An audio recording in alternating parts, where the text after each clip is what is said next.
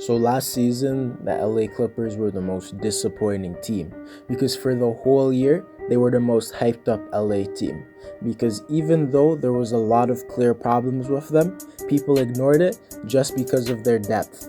But in the second round of the playoffs, they blew a 3-1 lead to the third seed Denver Nuggets, with them blowing big leads in all games. You could even argue that they could have lost in the first round to the Dallas Mavericks, who forced the series to 6 games, missing Kristaps Porzingis for most of the series. And this upcoming season might be their most important in franchise history, because next offseason, Paul George and Kawhi Leonard can opt out of their contract and leave the Clippers. So in today's video, I will be discussing how good I think the Clippers can be next season, and I'll be discussing their offseason. Please like this video to help my channel grow. Subscribe to my channel to help me reach 500 subscribers before the end of 2020, and comment on this video to start a conversation with me. And play that intro.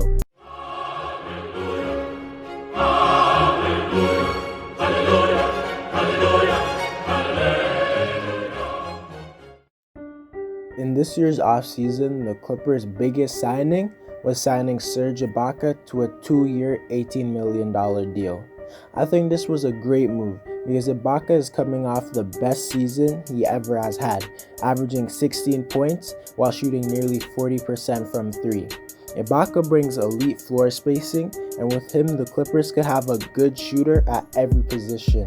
Ibaka is also a very good defender, and he would do better against bigs like Jokic or Porzingis better than Zubac and especially Harrell did for the Clippers last year.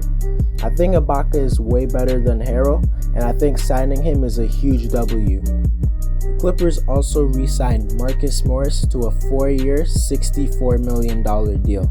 And I believe the Clippers definitely overpaid for Morris, because there's no way a 34 or 35-year-old Marcus Morris will be worth $16 million. But I feel the Clippers had to re-sign him, since he's a quality role player, and they need to go all in for this season, because if Kawhi and Paul George leave, they will be the worst franchise for a long time. Marcus provides floor spacing and solid defense, and some shot creating ability. The Clippers also did a 3-team trade where they received Luke Kennard, and the Nets received Landry Shamet, and the Pistons received the 19th pick in this year's draft where they selected Saddiq Bey. There were other little things moved, but those are the main things that were moved.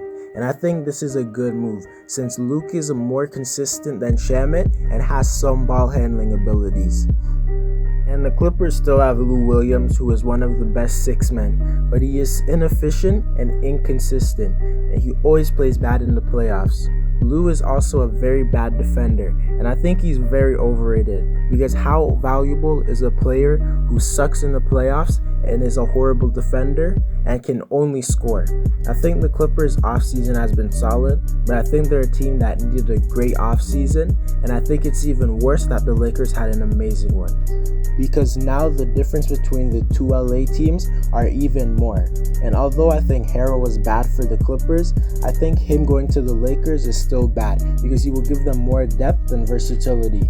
Also, the Clippers' biggest weakness last season was the fact that they had no playmaker, because they needed someone to feed all their stars and shooters, and getting someone like Rajon Rondo would have been perfect for them, but obviously it didn't happen. Their other huge problem was the fact that they had too much shot creators, and I don't think they fixed that problem, because they still have Kawhi, Paul George, Lou Will, and Morris. And a lot of their offense is dependent on making hard shots. And I don't think Ty Lue is a good enough coach to make plays to get easier shots for them. Because in Cleveland, his only play was to give LeBron the ball. And in the playoffs, that type of style won't work. Their other problem was team chemistry.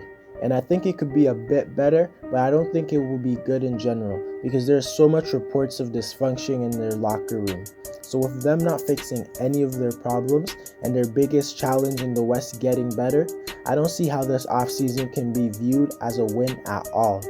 but I still think they're a top 5 team and that they could surprise everyone. And I still think they will be one of the best defensive teams in the league because they still have Kawhi, Paul George, Patrick Beverley, Marcus Morris, and now Serge Ibaka. And on offense, everyone can shoot, and they have many people who can create their own shot. A team that is a top 3 defense and a top 5 offense is still scary, but I wouldn't choose them to win the championship. Next season might be the most important season of Kawhi and Paul George's career. It's Kawhi's most important because he's coming off of an embarrassing playoff exit where it included a Game 7 where he only had 14 points and 0 points in the second half. And after that, most people have properly placed him below LeBron. But if he loses embarrassingly again, I can see him falling behind players like Anthony Davis, Stephen Curry, Giannis, and others, depending on how they play. Losing 2 years in a row on a stacked Clippers team, combined with the amount of talent and height that they had, will add a huge stain on his legacy. For Paul George, he's coming off one of his worst seasons, and he has had one of the worst playoffs as a star player. And in the Game 7 versus Denver, he put up less than 10 points. Paul George's reputation has been drastically standard, and he needs to bounce back if he wants to be viewed as a superstar level player and as a definite top 10 player. The Clippers' biggest threat from the West is the Lakers, and I simply believe the Lakers had made the margin between the two teams way bigger in their favor, because I think the Lakers are better because they have the better duo, the better player, more chemistry, and more depth.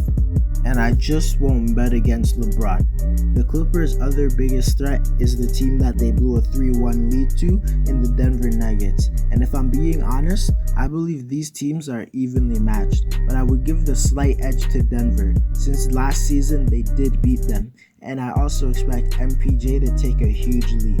And when it comes to other teams in the West like the Jazz, Golden State, or Dallas, I think the Clippers are clearly better than them. Although the Clippers were very disappointing last season, I still believe they are a top 5 team and have the potential to surprise everyone. Anyways guys, that's it for the video. Let me know how good you think the Clippers could be.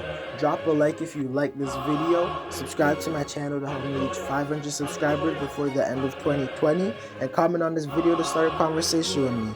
Also check out these 2 videos up above if you like this one. And I'm out.